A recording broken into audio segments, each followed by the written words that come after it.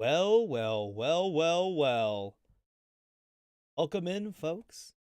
I haven't done a haunting hour in a very exciting for me. Nervous, but I strongly encourage you to get a drink, sit back and relax. Our guests will be raiding in the near future. What a week. And I've been looking forward to this. All this crazy. Oh my god! Oh, Goofy. Sup? How you doing, Bolteron? It's chat over there. That is gonna annoy me. Alright. Slap you over here. Welcome in, Raiders. Breathing. Welcome, welcome. Hello, Vanille. It is a pleasure to have you on the Haunting Hour. I highly recommend everybody get something nice to drink, be it water, something, stretch, sit back, and relax as we get to interview someone. Oh my god, I haven't done an interview in like a year or so, and I wanted this to be like a weekly show back in the day. Coffee, free tea. Oh, caffeine free tea. I, in the tradition of all good interviews and all good conversations, need alcohol. But I'm drinking a gin and tonic today.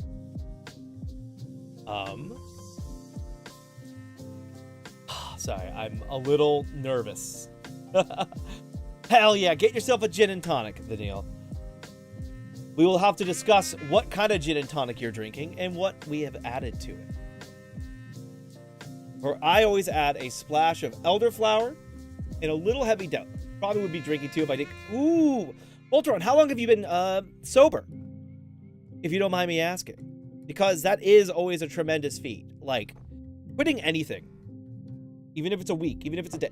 3 months, let's go. Let's fucking go. That's really good. That's really impressive. I had to quit for a short time because I had a liver failure. But everything went really well about after 3 months. And I drink a lot more moderately now. And everything seems to be working out. But always celebrate those who continue. Because I don't know how y'all do it. But nicotine, booze, MJ, and... Woo! You are knocking it out of the park, my friend. Congrats on your road to self-improvement. Mine has been making sure I sleep enough and working out. It's so hard. It's unreasonably hard. I had a slip up. I was nicotine free for about 18 months. Until I started my current job that I do. And it was one of those mornings that just rough from the start. And the person who was training me was like, hey, yep, the gym is the gym's a slog. I don't even go to the gym right now because my work is so physically demanding and I just do a light 1 mile cardio walk when I get home. But I hate the fact that I go out, hang out during their smoke break, and so I was like, go ahead and have a cigarette. And I'm like, I've quit for a while. Hold on. Bing bong. I got to get that installed for you, Celtic, but I just haven't had the time. I do plan on making that an installation for you. A lot of the stuff that you sent me is being worked in right now. It's just, I got to find the time. But as I was saying, go out for smoking break. And they offered me the cigarette, and I take it because you know what? I'm like, all right, it's been stressful, like 6 weeks of training. Stress, Mang. It's rough. And I hate the fact that after I took that cigarette, it wasn't like crazy, like, oh my god, it's so amazing. But I hated how relaxed, focused, and how quickly my day went. That was the most efficient day I had at work when I was at that place. Like, it was so smooth. And it was from a singular cigarette, and I hated that. I hated that the self-medicate. I'm here to see if you survive the witching hour. We'll have to see how long I can survive when she joins us in this convenient bar in Scotland, known for its gin and tonics are. I think the most upsetting thing is I'm seeing two-pound cocktails in the background. It's so rough to say, you know. But it's good to see you, Sai. Bolteron What are you doing gym-wise right now? I'm getting back into just to general conditioning, but I want to work my way back into bodybuilding because your boy wants to cosplay Potemkin. I know that's not physically possible, but I want to get there. Sold all my stuff. I feel, yeah, man, struggle. It's rough. And I think it's what's even harder than, on top of the struggle being real, is just managing your mind. Because every problem can be a mountain or it could be a hill. And it's so hard to make all that stuff a hill. Little things that, like, used to never piss me off or send me off. But you know what? We're getting there. IRL Mego Fisto. Almost done with my cut. And now I'm... Yep. Clean bulking. That's what I'm attempting to do. I'm trying to do the cut. But I think realistically, just because I have some heft, I'm one of those fat strong man, you know, like got some fat, got some muscle. I might just go for the muscle and then go for the cut afterwards, just because I just enjoy the harder workout instead of the weight loss. I miss the muscle at the steel days. Yeah, shout outs to steel mill workers. I don't know how y'all fucking do it. Like, I work parcel work, so half my job is carrying people's goddamn, like, dog food and cat litter up 3 flights of stairs because they don't want to do it. And I understand, you know, who wants to carry that stuff up an apartment? I've been called a twunk. A twee twunk. God damn, that boy is a twunk. Ugh. I need to add a little more tonic to this. Only gin.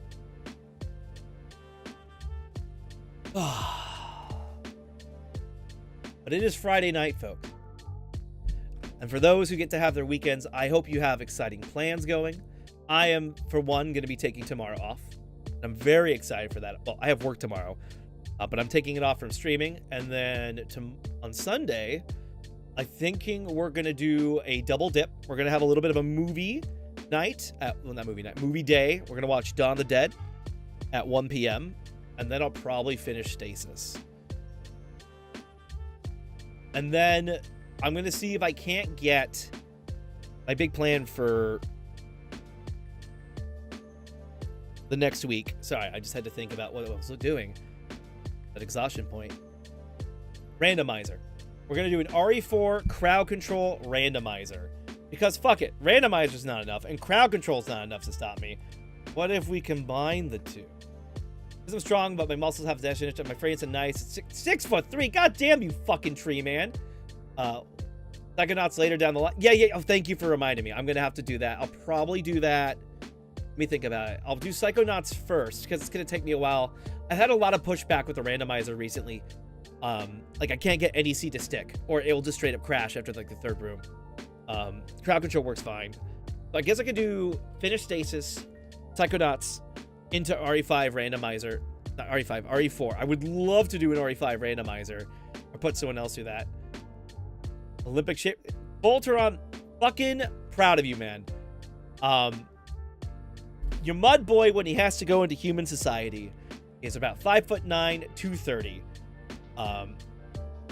But again, it's muscle and fat. Like I look like a fucking pumpkin, man. Not where you want yet. Where are you going for, Olympic-wise? Are you looking to do like a 6-minute mile? Or what are you trying to do? Outbox Mike Tyson? Like, what is your level of what you're going for? And of course, never stop self-improvement. Like, don't ever let anyone tell you what your limits are. That's really critical. But I want back at the 250. Eerie Mike Tyson, 6% body fat. Ooh, I'm not really. I don't really approve of 6% body fat. I think that's a little too cut. But if that's what makes you happy, go for it. I think 8% is like the perfect limit.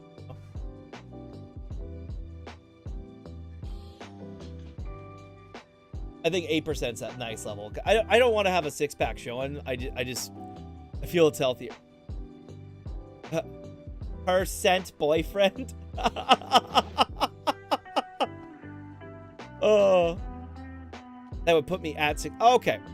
No worries. Uh-oh, trouble. Oh, Lord, here she come. Oh, Lord. I should have warned you first. I'm sorry. No, it's perfect. How was stream? Good. I'm the master of rice. You are the Patty King? I am the Patty King. Let me.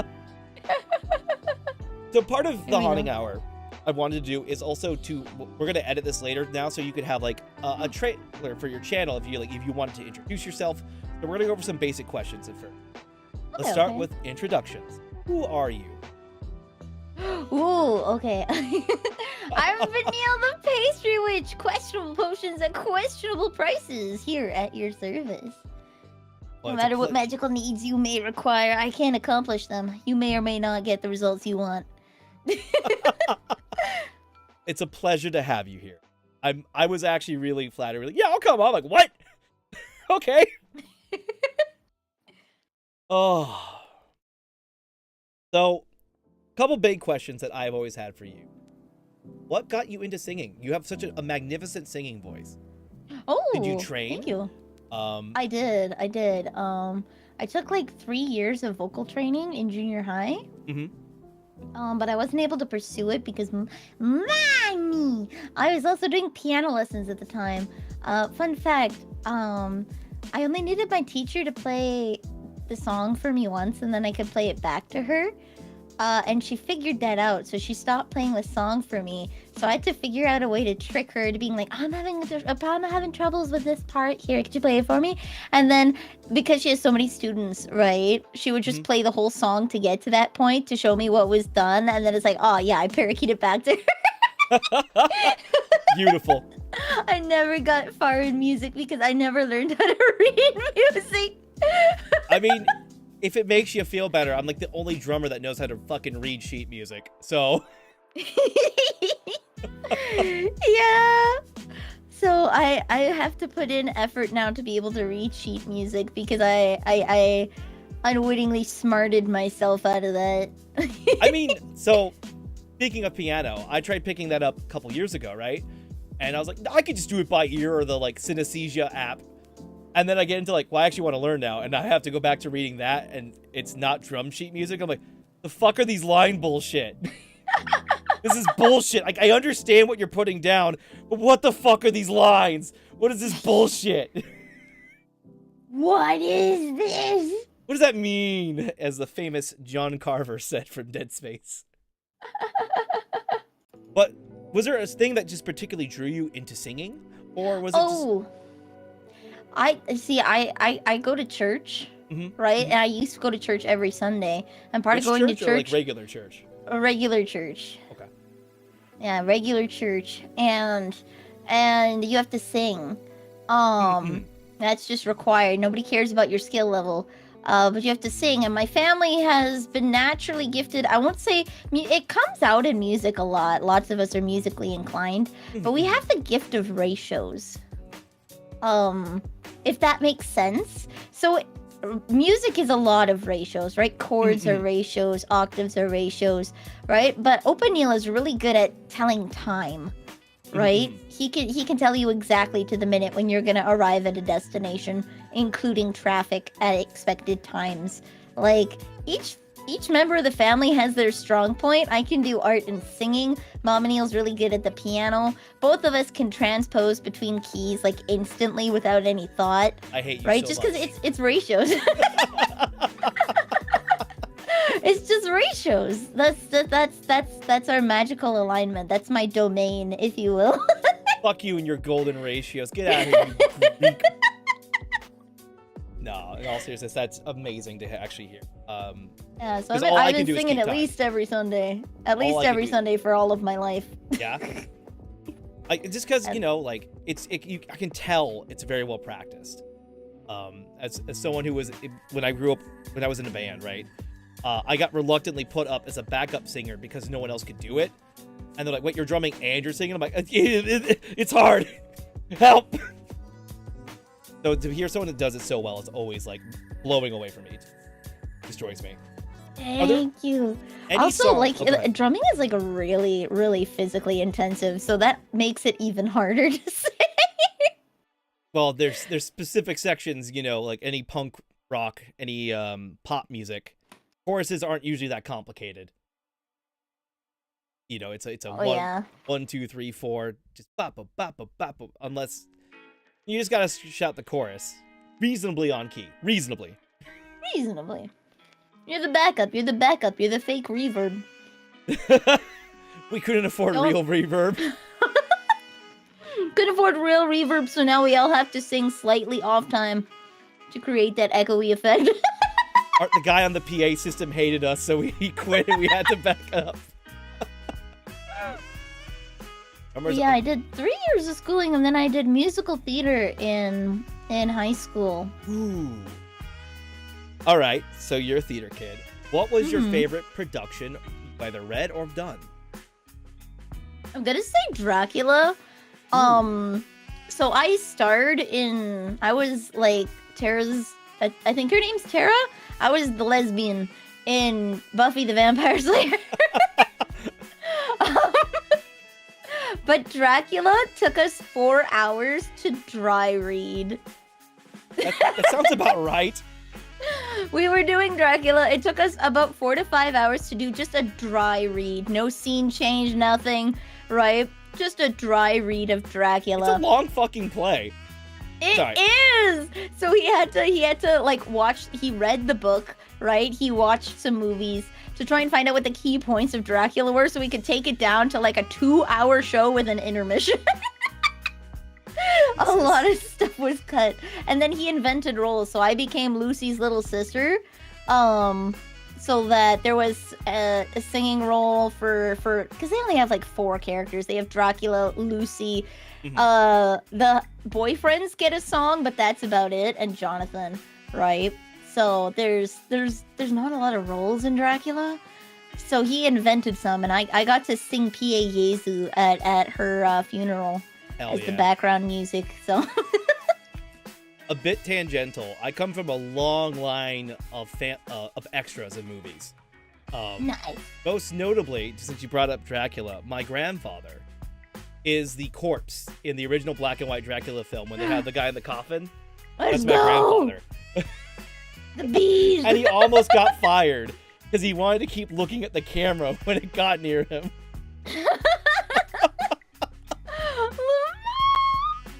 And my grandmother, she has a speaking role in a movie called Surf Nazis Must Die, which I plan on putting on the server someday.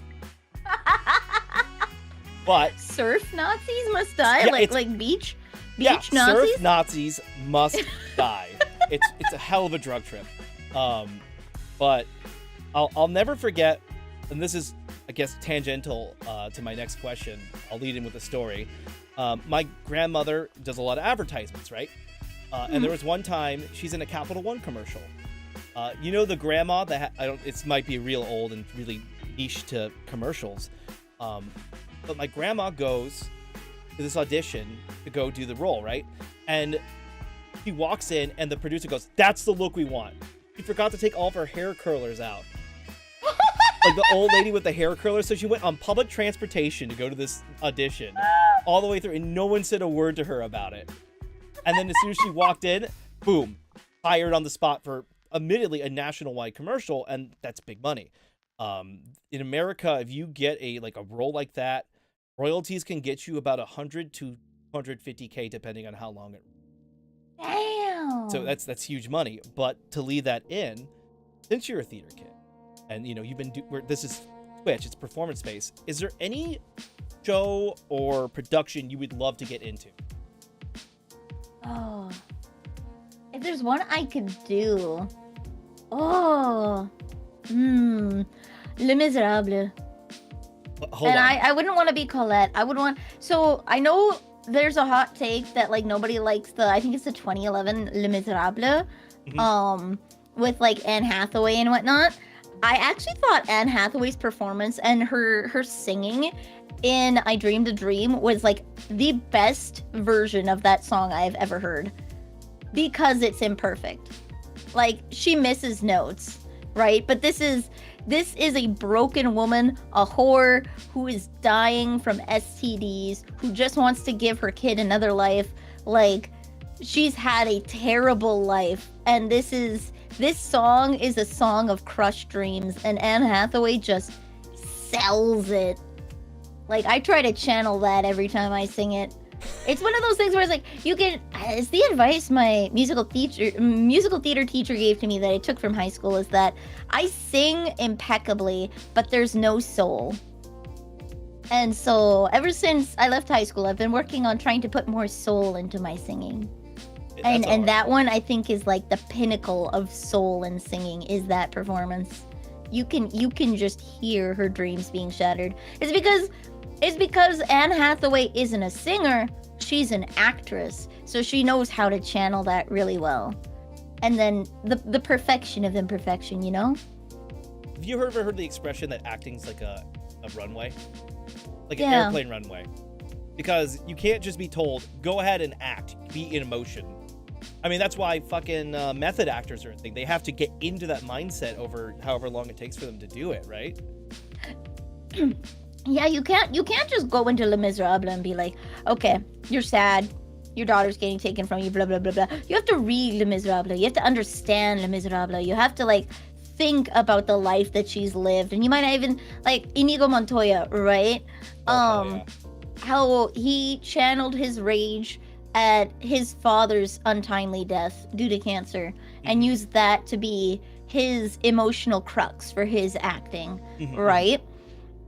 So that his lines just hit really hard, right? Oftentimes you have to pull from things you've experienced, right? And you have to make that emotional connection in order to really sell it. And I just didn't have that emotional connection when I was in high school. Well, to be fair, not a lot of was too people have young. enough life experience. No offense to them. It's just, like, when I look back, when I was that age, I think the most emotional I got was, when most of the this is spoilers for an anime that's been out for like 20 fucking years. Wolf's Raid. If you know that anime, a lot of the cast die off. And that was like my first grief before people in my life started to go. So you're like, it's so hard when you're younger, unless you have a lot of shit happen to you, to have that quote unquote proximity. Channeling his rage when it comes to So I've asked some Yeah, we're questions. channeling rage. Would you like to throw one back before I continue the assault? Ooh, I'll give you one tangent about Dracula that's really funny before we move on. Go for it. But what is your inspiration? What makes you want to do interviews specifically? And I'll let you stew on that while I tell a funny Dracula story. Go for it. So I was a made-up character, right? We had this cool cross. There's this scene, okay, where Jonathan meets Dracula. He doesn't kill Dracula or anything, but they meet. And we wanted to have this set piece, right, where Dracula shows off his power. And so it was this big wooden cross where we had MacGyvered it so that there were tubes of like red viscous water that would come out like blood. So the cross in a cemetery kind of thing, right? It was a stone cross. That's would fucking just start metal. bleeding and have this immense. I was underneath the cross. No! I was in the bottom of the cross, because you know how like they have like Yeah. the stand, right? And then the stone slab and then the cross on top. I was in the stone slab TM. And I was hand pumping. I was hand pumping the water. What? About to ask, afford- was it a corn syrup based blood or? Yeah. Oh god, that stuff's so sticky. Yeah, and it was nice and red and viscous and shiny, which was great for the show, but we didn't get the chance to test it out because like once you do that, you can't get that red dye from the corn syrup out of the thing. So we were hoping to God that it works, and we couldn't afford like a generator to do it for us. So I, being the smallest person in the entire class, had to crawl under that thing. Right when they moved it on stage, I had to like wiggle out on the stage and go underneath and then hand pump it so the blood would come out, and it looked really cool. But I never got to see it until like a week later when we got the video. Those bastards. That's It looked sick though, but nobody knew I was under there.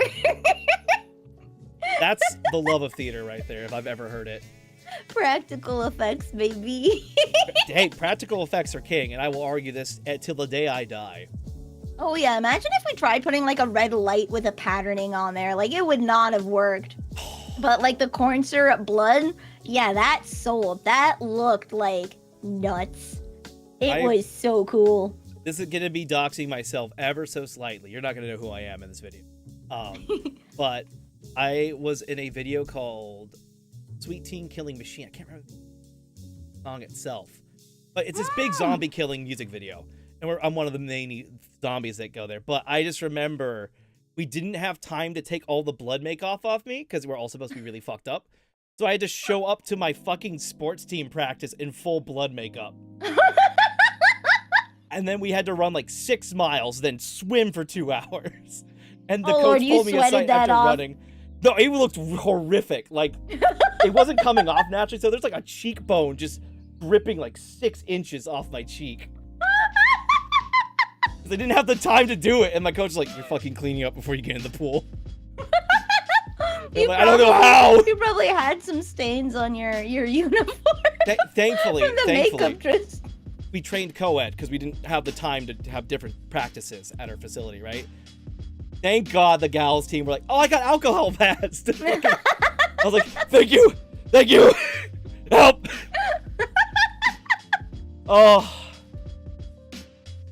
But to answer your question for interviews, it does come back to my senior year high school, where I was already done with high school by the time I was done with my sophomore year, actually. So I was taking the minimum amount of classes for you know, just because, like, dude, I'm not going to college when I'm 16. That's fucking stupid.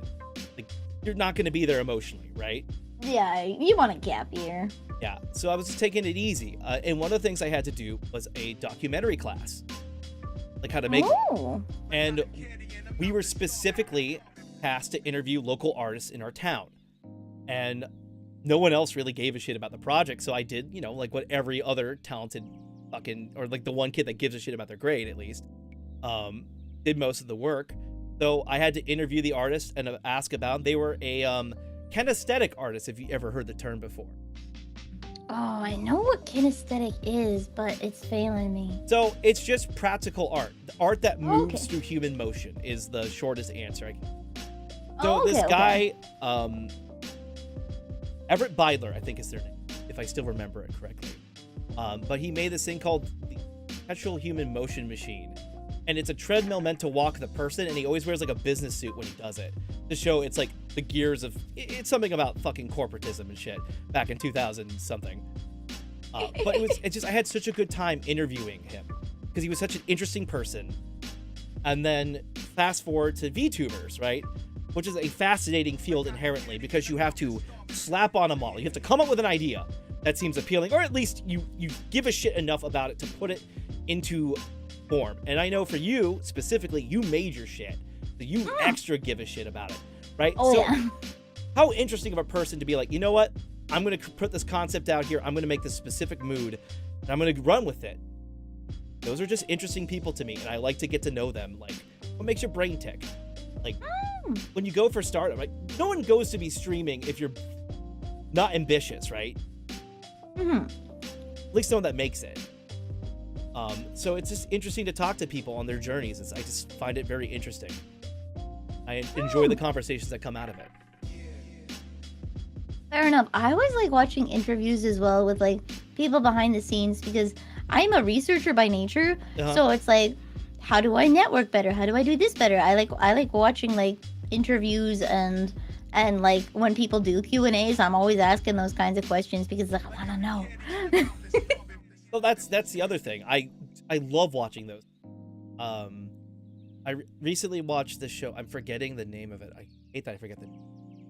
But it was an interview with like all the baronesses that were actors in England. And it was just them talking about their careers and shenanigans along the way.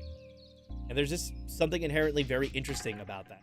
Again, I think it just comes back down to, I like hearing how people think. Hence why I have a psychology minor.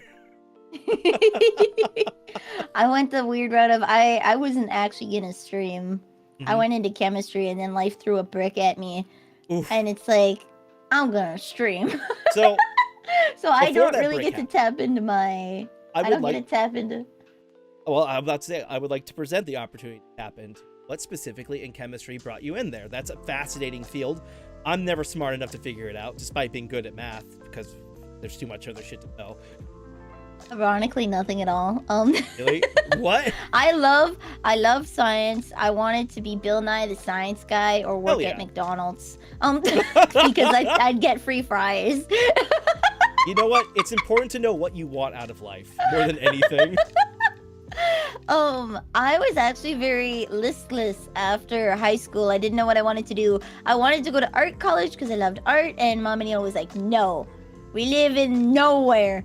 There's nowhere for you to pursue an art career. Like, at the time, making money off of the internet wasn't as big as it is like now, where it's like so many people are doing it.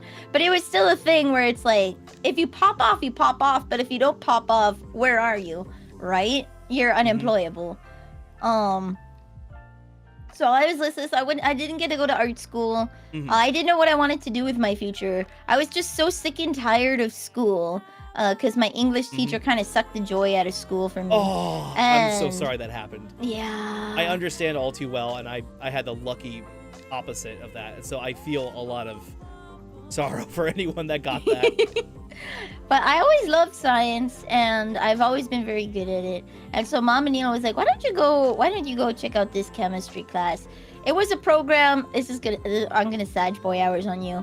That's it was a program that she wanted to go to. Oh, no. But she got married and she went into bookkeeping and bookkeep for the family business. And then when she wanted to get out after separation, it cost too much money and she had 2 kids to take care of. So she went into construction instead because it makes more money, and she had an in with my parents or my grandparents, right?